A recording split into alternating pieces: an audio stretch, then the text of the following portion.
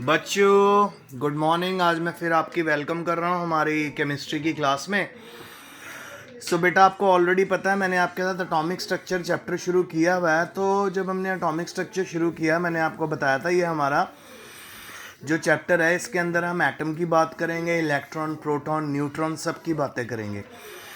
बेटा जब मैंने आपको पढ़ाना शुरू करा तो मैंने आपको बताया था कि आपको कुछ बातों को अपने माइंड में रखना है। तो सबसे पहली बात जो आपने अपने माइंड में रखनी है वो ये है कि बेटा medical is a kind of a medicine which you have to take every day. आपको रोज़ पढ़ना है। तो अगर आप रोज़ पढ़ोगे तो आपको कोई प्रॉब्लम नहीं आएगी, अगर आप रोज़ नहीं पढ़ोगे तो there will be big problem. Last time मैंने आपको डिस्कवरी ऑफ एटम बताया था, फिर मैंने आपको अलग अलग मॉडल्स के बारे में थोड़ा थोड़ा एक्सप्लेन किया। फिर मैंने आपको मेजर चीज़ जो बताई थी वो मैंने बताया था कि इलेक्ट्रॉन कैसे डिस्कवर हुआ। इलेक्ट्रॉन को एक्चुअल में पहले समय में कैथोड रेज भी बोला जाता था। तो आपको पता है कैथोड और एनोड दो पोल्स होते हैं। कैथोड पे नेगेटिव चार्ज होता है, एनोड पे पॉजिटिव चार्ज होता है। पुराने टाइम में कैथोड रेज बोला जाता था, पर एक्चुअल में कैथोड रेज इलेक्ट्रॉन ही थी। फिर मैंने आपको बताया था कि कैसे हमारे पास डिस्चार्ज ट्यूब एक्सपेरिमेंट मैंने आपको एक्सप्लेन करा था, जिसके अंदर हमने एक ट्यूब ली थी। ट्यूब के अंदर हमारे पास एक तरफ कैथोड था, एनोड था, उसको हाई वोल्टेज के साथ कनेक्ट किया था और वैक्यूम किया था। वैक्यूम में हम सारे का सारा जो वैक्यूम के थ्रू एक्सेस ऑफ गैसेस को बाहर निकाल लेते थे। वहाँ पे प्रेशर रिड्यूस कर बढ़ा दिया था हमने बहुत ज़्यादा। और क्या देखा गया, कुछ मूवमेंट नोटिस की गई थी फ्रॉम कैथोड टू एनोड। और फाइनली वो जो मूवमेंट्स ऑफ पार्टिकल्स थी कैथोड टू एनोड वो कहलाई आफ्टर ऑल कैथोड रेज। फिर मैंने आपको बताया था कि कैसे फ्लोरोसेंट लाइट जनरेट होने लगी थी एनोड के पीछे, क्योंकि कैथोड पार्टिकल जब टकराते थे ग्लास के ऊपर तो वो जनरेट करते थे वहाँ पे फ्लोरोसेंट लाइट। तो आज मैं आपके साथ करने वाला हूँ discovery of proton. Discovery of proton बिल्कुल कैथोड की तरह ही थी। तो मैं आपको सबसे पहले समझाता हूँ ये कैसे हुआ। The presence of negatively charged electron in an atom suggests that there must be some positively charged particles because the atoms on the whole of the electrically neutral। तो बेटा अगर हम किसी भी एटम को कंसीडर करें उसके ऊपर ना तो पॉजिटिव चार्ज होता है ना नेगेटिव चार्ज होता है। तो वहीं से साइंटिस्ट ने ये हिसाब लगा लिया था कि अगर एटम्स के पास इलेक्ट्रॉन है तो डेफिनेटली उतने ही प्रोटॉन भी ज़रूर होंगे, क्योंकि इलेक्ट्रॉन और प्रोटॉन मिलके ही बेटा एक तरह से आप कह सकते हो एटम को न्यूट्रल करके रखते हैं। तो 1836 में ई गोल्डस्टीन ने डिस्कवर किया एक स्पेशल पार्टिकल जिसको हम कह सकते हैं फाइनली प्रोटॉन, यानी पॉजिटिवली चार्ज पार्टिकल उसने डिस्कवर करे। तो इसको समझाने के लिए मैं आपको आज यहाँ पे एक डायग्राम दिखा रहा हूँ, बहुत ईजी है इसको समझना। ध्यान से देखिए इस डायग्राम को। बच्चों इस डायग्राम में आपको बताया गया है कि फिर आपने एक डिस्चार्ज ट्यूब ली हुई है, ठीक है, ग्लास की ट्यूब ली हुई है। और आप नोटिस करें कि इस ग्लास की ट्यूब के अंदर अगर हम नोटिस करें कि हमारे पास जो एक एनोड बनाया हुआ है और एक कैथोड बनाया हुआ है, एक एनोड। अब यहाँ पे चेंजेस क्या है, यहाँ पे जो बेटा कैथोड बनाया गया ना, कैथोड के अंदर छोटे छोटे पोर्स किए हुए, उसको परफोरेट किया हुआ है। कैथोड के अंदर छोटे छोटे होल्स किए हुए हैं, मोरियाँ की हुई हैं, उसको परफोरेट किया हुआ है, यानी कैथोड को थोड़ा सा वीक कर दिया गया एज कम्पेयर टू एनोड। पूरे का पूरा बेटा जो डिस्चार्ज ट्यूब एक्सपेरिमेंट मैंने आपको कैथोड रे के बारे में बताया था वो एज इट इज सेट है। बस यहाँ पे चेंज क्या आ गया, यहाँ पे चेंज ये आ गया कि कैथोड जो रेज हैं, कैथोड जो हमने लिया उसके अंदर पोरस कैथोड लिया। तो अगर हम पोरस कैथोड लेंगे तो उसकी पावर कम हो गई। और बेटा फिर उसके बाद हम लोगों ने एनोड एज इट इज़ लिया। फिर दोनों कैथोड और एनोड को हमने कनेक्ट कर दिया हाई वोल्टेज बैटरी के साथ। तो ये जो बैटरी है 10,000 मिली इलेक्ट्रॉन वोल्ट की बैटरी होती है, ठीक है। कैथोड पे नेगेटिव चार्ज है, एनोड पे पॉजिटिव। फिर वैक्यूम भी हमने अरेंज किया हुआ है, तो वैक्यूम भी हम लोगों ने सेट करा हुआ। तो जब अंडर वैक्यूम जब हम कैथोड और एनोड को हाई वोल्टेज प्रोवाइड करते हैं तो क्या होता है क्योंकि बेटा कैथोड ऑलरेडी वीक है, तो कैथोड के जो पार्टिकल्स हैं वो कम बनते हैं। फॉर एग्जांपल आप कह सकते हो इस एक्सपेरिमेंट, क्योंकि कैथोड में होल्स हैं वो वीक है, तो कैथोड रे की प्रोडक्शन 20 to 30% है, पर एनोड रे की प्रोडक्शन, क्योंकि एनोड जो पावरफुल है उसके रेज ज़्यादा बनेंगी, दैट इज़ 70%। अब इस एक्सपेरिमेंट में क्या हुआ, जब हमने इलेक्ट्रिसिटी पास की तो डेफिनेटली कैथोड से कैथोड पार्टिकल्स बने, कैथोड रेज बने और वो मूव करने लगे एनोड पे। पर उसी समय बेटा क्या देखा गया कि एनोड से भी कई पार्टिकल्स मूव करके जा रहे हैं, ठीक है, और they are moving towards the cathode. Obviously anode are positively charge particle, तो वो कैथोड की तरफ ही मूव करेंगे। और इवन परफोरेशन के बाद भी होल्स होने के कारण वो एनोड रेज पास कर रही हैं कैथोड रेज, कैथोड के होल्स को पास करते हुए पीछे तक जा रही हैं। तो इस तरह से बेटा सबसे पहले प्रोटॉन्स को डिस्कवर किया गया। तो ई गोल्डस्टीन ने क्या करा, उसने जो हमारी कैथोड थी उसको परफोरेटेड लिया, एनोड को एज इट इज़ पावरफुल लिया, दोनों को कनेक्ट कर दिया हाई वोल्टेज के साथ, वैक्यूम के साथ। वैक्यूम जब जनरेट करने के बाद उसने इलेक्ट्रिसिटी पास की, तो उसने नोटिस करा कि एनोड से कई पार्टिकल्स मूव कर रहे हैं कैथोड की तरफ, और फाइनली इन पार्टिकल्स को नाम दे दिया गया एनोड रे। और anode ray are seens positively charge, they were nothing but proton. यहाँ लिखा हुआ देखो, generation of anode rays, bracket में लिखा ना प्रोटॉन, तो प्रोटॉन की डिस्कवरी बच्चों इस तरह से हुई, ठीक है। अब आगे चले।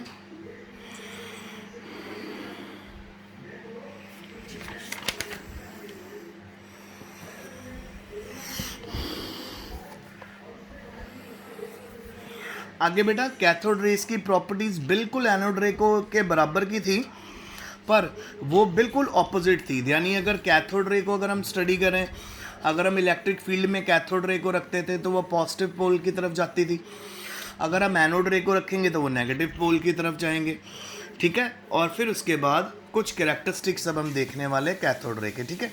आइए देखें। तो सबसे पहला कैरेक्टर अगर आप देखें तो क्या है, the anode raise travel in straight line. ये तो बिल्कुल हमारा कैथोड रे की तरह होगा कि एनोड रे हमेशा एनोड रे स्ट्रेट लाइन में ट्रेवल करती हैं। Number 2, the anode rays are deflected by the magnetic and electric field. बिल्कुल कैथोड रे की तरह डिफ्लेक्ट होती हैं, बस ऑपोजिट पोल की तरफ। But the deflection of anode rays in the opposite direction to that of the cathode ray. For example, these rays are attracted towards the negative plate. अभी मैंने आपको बताया था in electric field. This means that these rays consist of positively charge particle. तो यहाँ से हमें ये पता चला कि ये रेज किस तरह की बनी हुई है, पॉजिटिवली चार्ज पार्टिकल की बनी हुई है। अब थर्ड पॉइंट, कैथोड रे की तरह ये रेज भी अगर इनके रास्ते में एक छोटा सा व्हील रख देते थे तो उसको रोटेट करने की पावर रखती हैं। ये उस व्हील को भी रोटेट कर देती हैं और हीटिंग इफेक्ट भी कॉज करती हैं। यानी अगर कोई पतली मेटल अगर इनके रास्ते में रख देंगे तो ये मेटल को भी क्या कर देंगी, गर्म करना शुरू कर देंगे। Fourth point, the charge to mass ratio for these rays is considerably smaller than electron. यानी अगर हम चार्ज टू मास रेशियो देखें तो इलेक्ट्रॉन से इनका कम होता है। और last point, unlike cathode ray, the charge to mass ratio positive ray depend upon the nature of the gas taken in the tube, ठीक है। कैथोड रे की तरह नहीं, बिल्कुल डिफरेंटली पॉजिटिवली चार्ज रेज जो होती हैं वो डिपेंड करती हैं नेचर ऑफ गैस, किस तरह के आपने गैस लिए उसके ऊपर डिपेंड करता है कि कितनी एनोड रेज बनेंगी। ओके बेटा, ये तो हमारा हो गया सारा आज जो मेरा सेकंड टॉपिक है, that is discovery of proton. I hope आपको डिस्कवरी ऑफ प्रोटॉन समझ आया होगा। इलेक्ट्रॉन की डिस्कवरी हमने कर ली, फिर उसकी हमने प्रॉपर्टीज़ कर ली, फिर हमने प्रोटॉन की डिस्कवरी कर ली, उसकी प्रॉपर्टीज़ कर ली। आज हम एक अगला टॉपिक करेंगे और वो टॉपिक है बेटा रेडियो एक्टिविटी, ठीक है। रेडियो एक्टिविटी के बारे में मैं आपको बताना चाहूँगा कि कोई भी एलिमेंट, ठीक है, कोई भी एलिमेंट अगर हम देखें,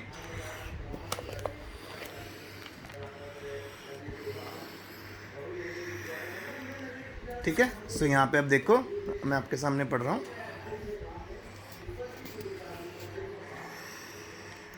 सो आइए इसको स्टडी करें। सबसे पहले सिंपल बेस में आपको बता देता हूँ बेटा रेडियो एक्टिविटी क्या होता है। कोई भी एलिमेंट जब अपने अंदर से alpha beta gamma radiation produce करे, उसको रेडियो एक्टिव एलिमेंट बोलते हैं, ठीक है। और ऑलवेज रिमेंबर जब उसमें से 3 रेडिएशन निकलते हैं, अल्फ़ा बीटा गामा, तो अल्फ़ा होते हैं हमारे प्रोटॉन, बीटा पार्टिकल्स हमारे होते हैं इलेक्ट्रॉन, और गामा पार्टिकल्स होते हैं हमारे न्यूट्रॉन, ठीक है। सो यहाँ मैं आपको पढ़ने से पहले आपको समझाना चाहूँगा, ये इस डायग्राम को ध्यान से देखो बेटा। यहाँ पे एक लेड बॉक्स लिया हुआ है, और जो ये लेड बॉक्स है ना बेटा, इस लेड बॉक्स के बारे में मैं आपको बताना चाहता हूँ। इसके अंदर से रेडियो एक्टिविटी पास नहीं होती, यानी आप कह सकते हो ये मास्क कर देता है अल्फ़ा बीटा गामा रेडिएशन, इसके अंदर से पास नहीं होती। पर यहाँ हमने एक छोटा सा होल लिया है लेड बॉक्स के अंदर, और उस छोटे से प्लेस के अंदर हमने रेडियो एक्टिव सब्सटेंस को रखा, ठीक है। फिर हमने एक लेड शीट को अरेंज करा जिसके पास एक छोटा सा होल है। उस छोटे से होल के अंदर हम लोगों ने एक तरह से क्या करा, जो इतनी ढेर सारी रेडिएशन निकल रही है, उनको एक सिंगल स्प्लिट में हमने अरेंज कर दिया, सिंगल बैंडविड्थ में कन्वर्ट कर दिया, यानी एक सिंगल रे में कन्वर्ट कर दिया।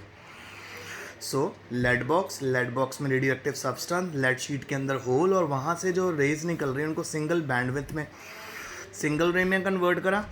ये सिंगल रे बेटा जब हमारी इलेक्ट्रिक फील्ड के अक्रॉस हमने रखी तो हमें क्या देखने को मिला, ये सिंगल रे 3 भागों में बट गई। एक तो ये चली गई जी नेगेटिव पोल की तरफ, जो नेगेटिव पोल की तरफ रे जाने लगी वो बन गई अल्फ़ा रेस। जो पॉजिटिव इलेक्ट्रिकली चार्ज प्लेट्स रखी हैं रास्ते में, जो बेटा इलेक्ट्रिकल फील्ड अप्लाई कर रही हैं, तो जो तो इलेक्ट्रिक फील्ड में पॉजिटिव नेगेटिव प्लेट की तरफ चलेगी वो बन गई अल्फ़ा रेस, जो पॉजिटिव फील्ड की तरफ चलेगी बन गई बीटा रेस, और जो बिल्कुल सेंटर में रही वो बनी गामा रेस। तो यहाँ से हमें पता चल रहा है alpha rays are nothing but electron because they were deflected towards negative pole, alpha rays are nothing but protons because they were deflected towards negative plate, and beta rays were nothing but electron because they were deflected towards positive plate, and gamma rays were straight as it is। तो यहाँ पे बेटा हमने एक photographic plate ली थी, यहाँ से हमें पता चल रहा है यहाँ पे अलग अलग 3 स्पॉट बनने शुरू हो गए। जो ये 3 स्पॉट हैं ये हमें डिस्कवर करके बता रहे हैं। इन 3 स्पॉट से हमें पता चल रहा है कि हमारे रास्ते में जो 3 स्पॉट हैं, पहला स्पॉट रिस्पॉन्सिबल है अल्फ़ा रेस के लिए यानी प्रोटॉन्स के लिए, बीच वाला स्पॉट रिस्पॉन्सिबल है गामा रेस के लिए यानी न्यूट्रॉन्स के लिए, और एंड वाला स्पॉट रिस्पॉन्सिबल है बीटा रेस के लिए यानी इलेक्ट्रॉन्स के लिए। तो क्लियर हो गया। एक बार फिर से आपको बता दूं रेडियो एक्टिविटी कैसे कैरी आउट की गई। और रेडियो एक्टिविटी के लिए जो सबसे इम्पॉर्टेंट साइंटिस्ट था, ही वॉज फ्रॉम फ्रांस, और उसका नाम था हेनरी बैकरेल, और 1896 में उसने ये डिस्कवर करके हम तक पहुंचाई थी। लेड बॉक्स में रेडियो एक्टिव आइसोटोप लिया, कोई भी एलिमेंट जो 3 तरह के रेडिएशन प्रोड्यूस करेगा, एक स्प्लिट ली, उस स्प्लिट के सेंटर में होल, उस होल में से एक सिंगल रे निकाली क्योंकि वही पास कर पाएगी, और उसको इलेक्ट्रिक फील्ड के अक्रॉस पास किया गया। नेगेटिव पोल की तरफ मूव हो गए अल्फ़ा पार्टिकल्स यानी हमारे प्रोटॉन्स, पॉजिटिव पोल की तरफ डिफ्लेक्ट हो गए बीटा पार्टिकल्स यानी हमारे electrons. Alpha particles are alpha rays, beta particles are beta rays, alpha particles are protons, beta particles are electron, और सेंटर में हमारे पास आए गामा पार्टिकल्स जो बन गए न्यूट्रॉन। इन तीनों को हमने कहाँ पे रिसीव कर लिया, फोटोग्राफिक प्लेट पे। सो बच्चों ये आज का मेरा लेक्चर था। नेक्स्ट लेक्चर में हम अलग अलग तरह के मॉडल करेंगे एटम के। एक तो हम थॉमसन एटॉमिक मॉडल करेंगे, एक रदरफोर्ड एटॉमिक मॉडल करेंगे, बोहर एटॉमिक मॉडल करेंगे। सो आज का लेक्चर यहीं तक था बेटा। Study hards and stay safe, and जो भी मैं आपको अब नोट्स भेज रहा हूँ उनको प्लीज़ कॉपी में पेन डाउन करते रहना। अगेन मैं इसी बात से क्लोजर करूँगा कि मेडिकल एंड नॉन मेडिकल और medicine which you have to take every day.